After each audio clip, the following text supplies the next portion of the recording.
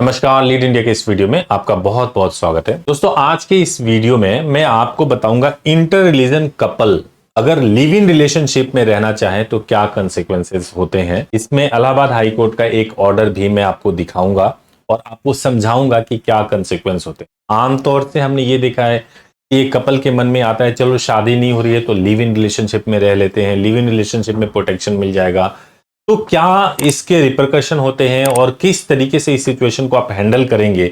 आप अगर inter religion marriage के बारे में या लिव इन रिलेशनशिप के बारे में सोच रहे हैं तो इसके बारे में इस वीडियो को आप ध्यान से जरूर देखिएगा। देखिए, इसमें क्या है कि आजकल आप जानते होंगे कि इंटर रिलीजन मैरिज करना बहुत मुश्किल है, क्योंकि इंटर रिलीजन मैरिज में कन्वर्जन नहीं कर सकते। आप कन्वर्जन करने जाएंगे तो आपके कन्वर्जन पे बहुत सारे सवाल हो जाएंगे। जो मुस्लिम पर्सन है उनके ऊपर एफआईआर हो जाएगा, लव जिहाद का मामला रजिस्टर्ड हो सकता है। तो कन्वर्जन पे बहुत सारे सवाल है, इसलिए प्रीफर किया जाता है कि आप स्पेशल मैरिज एक्ट में जाके शादी करें। उसमें घर पे नोटिस जाने की संभावना होती है, तो उसको भी लेकर के बहुत सारे इश्यूज होते हैं। ऐसे में ही एक कपल ने डिसाइड किया, जिसमें हिंदू मुस्लिम थे, कि भाई शादी नहीं हो पा रही है तो क्या हुआ, हम लिव इन रिलेशनशिप में रहेंगे और लिव इन रिलेशनशिप में रह करके हम इस रिश्ते को आगे बढ़ाएंगे। आपको इसलिए भी ध्यान से सोचना चाहिए क्योंकि आजकल बहुत ही एजुकेटेड फैमिली के जो कपल हैं वो भी लिव इन रिलेशनशिप में जाने के बारे में सोचते हैं। तो Kiran Rawat versus state of UP 2023 का मामला है। हिंदू लड़की थी, हिंदू लड़की का जो नाम था वो था नाम किरण रावत, 29 ईयर्स की थी। उनको जो प्यार था वो मोहम्मद रिजवान से था। मोहम्मद रिजवान 30 साल के थे।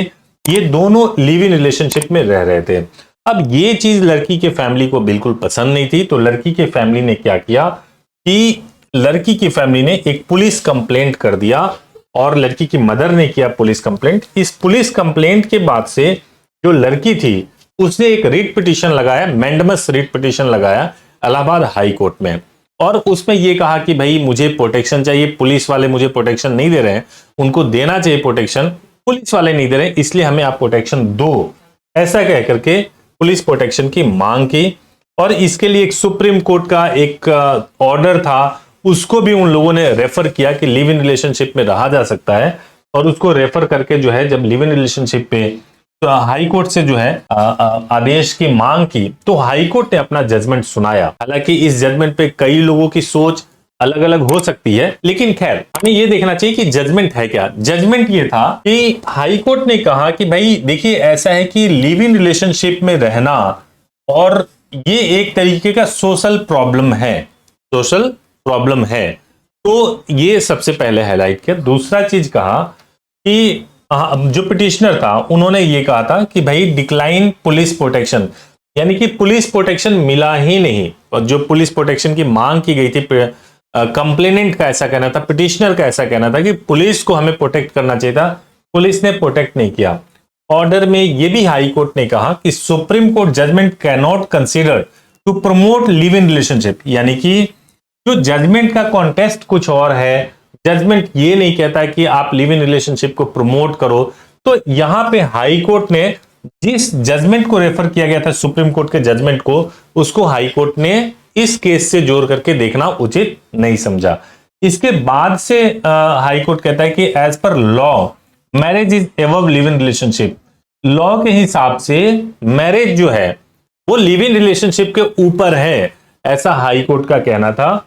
इसके अलावा एक ये कहते हुए हाई कोर्ट ने क्या किया कि पिटीशन को डिसमिस कर दिया। अब देखिए, पिटीशन तो डिसमिस हो गया, लेकिन सोचने वाली बात है कि पिटीशन डिसमिस तो कर दिया हाई कोर्ट ने, जबकि वो प्रोटेक्शन के लिए गए थे, उनको कहना था कि भाई पुलिस जो है मुझे प्रोटेक्शन नहीं दे रही है, कपल ऐसा कह रहे थे। तो उसके बारे में हाई कोर्ट ये कहता है कि show evidence that police harassing you both, यानी कि एविडेंस मांगा कि आप लोगों को पुलिस ने कब हैरेस किया। क्योंकि देखो नॉर्मली क्या होता है, तो लड़की की मां ने कंप्लेंट रजिस्टर्ड कराया था, तो इस मामले में ज्यादा से ज्यादा ये होता कि अगर पुलिस को इन्वेस्टिगेशन करना है तो पुलिस लड़की का सीआरपीसी 164 के तहत स्टेटमेंट ले सकती थी, लड़की से पूछ सकती थी कि क्या मदर ने जो एलिगेशन लगाया है कि आपको हैरेस किया जा रहा है, लड़के ने बहलाया फुसलाया, क्या ये सच है, और स्टेटमेंट के मुताबिक ही पुलिस आगे की कार्रवाई करती। उसमें कोई हैरेसमेंट की बात नहीं है।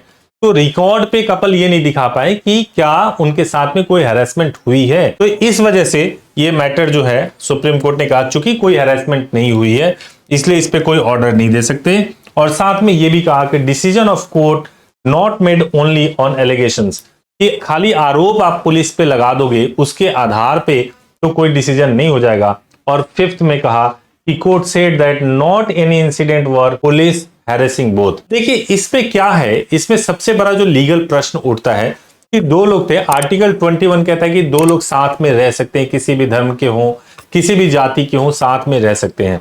हाई कोर्ट ने कहा कि भाई इसमें आप हमारे पास आए हो पुलिस प्रोटेक्शन के लिए जबकि आपको रिक्वायरमेंट ही नहीं है पुलिस प्रोटेक्शन के, तो ये एक सेपरेट मैटर है। और इस विषय को समझाया इसलिए कि इंटर रिलीजन कपल जब कभी भी हाई कोर्ट प्रोटेक्शन के लिए जाएं तो आधे अधूरे तैयारी के साथ ना जाएं।